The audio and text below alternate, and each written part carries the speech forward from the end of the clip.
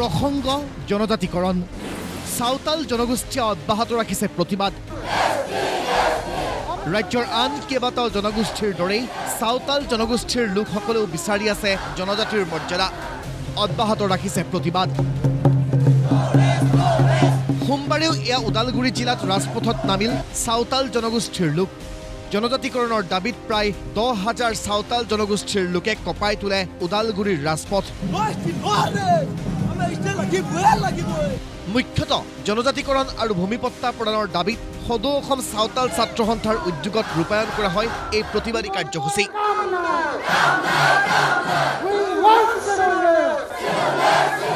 আমি অসম চৰকাৰক ইটোৱে মানে জনাব বিচাৰিছোঁ যে দীৰ্ঘদিন ধৰি অসমত বসবাস কৰা খিলঞ্জীয়া ভূমিপুত্ৰৰ সাঁওতাল লোকে এতিয়ালৈকে জনজাতিকৰণ প্ৰদান কৰা নাই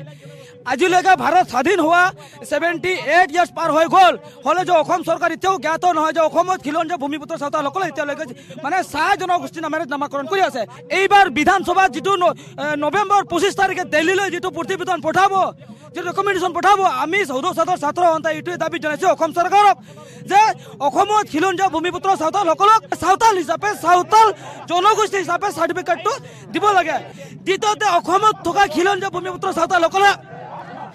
যে ভূমিৰ অধিকাৰ এতিয়ালৈকে পোৱা নাই এতিয়ালৈকে সাঁওতাল হিচাপে ভূমিপুত্ৰ প্ৰদান কৰা নাই ওদালগুৰিৰ দৰে সৰু পথাৰটো জনজাতিকৰণৰ দাবীত ৰাজপথ কপালে সাঁওতাল জনগোষ্ঠীৰ লোকসকলে সাঁওতাল ছাত্ৰ সন্থাৰ গোলাঘাট জিলা সমিতিৰ উদ্যোগত মেৰাপানী উত্তৰ গোলাঘাট বোকাখাট ধনশিৰি আদি স্থানৰ পৰা অহা সাঁওতাল জনগোষ্ঠীৰ হাজাৰ হাজাৰ লোকে প্ৰতিবাদী সাংস্কৃতিক সমদলেৰে সাব্যস্ত কৰে প্ৰতিবাদ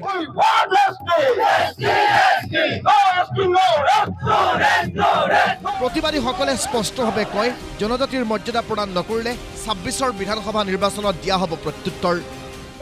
ধিক্কাৰ জনাইছোঁ আপোনালোকৰ যদি হত সাহস আছে অসমত যদি জাতীয় জনগোষ্ঠী জীয়াই থকাৰ আপোনালোকৰ ইচ্ছা আছে আপোনালোকে অসমত বসবাস কৰা জনগোষ্ঠী সম্পৰ্কত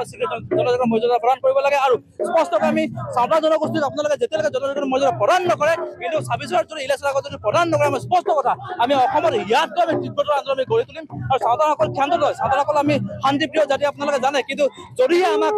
অশান্তি কৰিব আপোনালোকে অশান্তি কৰিব বিচাৰে কিন্তু আমি সদৌ ছাত্ৰ সন্থাৰ সময়ত আমি ইয়াৰ আমি ৰেডি আছোঁ আৰু অসম চৰকাৰক আমি প্ৰস্তুত দিব কাৰণে আমি ৰেডি হৈ আছোঁ ওদালগুৰিৰ পৰা ভিডিঅ' জাৰ্নেলিষ্ট বাবুৰিয়ানৰ সহযোগত মোছাদ্দিক হুছেইন আৰু সৰু পথাৰৰ পৰা শিৱাশিষ শৰ্মাৰ ৰিপৰ্ট প্ৰতিদিন টাইম